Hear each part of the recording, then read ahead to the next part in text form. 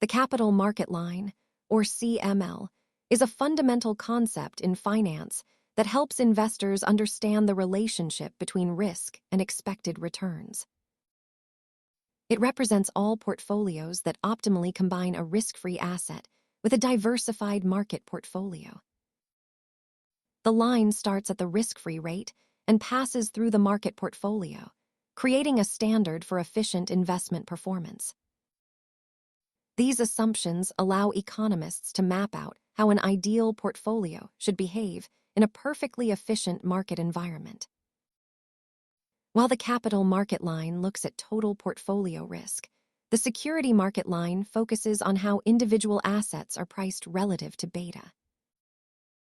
As you move along the line, you increase your risk, which theoretically increases your expected return proportionally. Keep in mind that real-world markets have friction, making this a model for comparison rather than a literal map for every trade. Understanding these lines helps you think critically about your own portfolio. Thanks for watching, and remember to keep learning.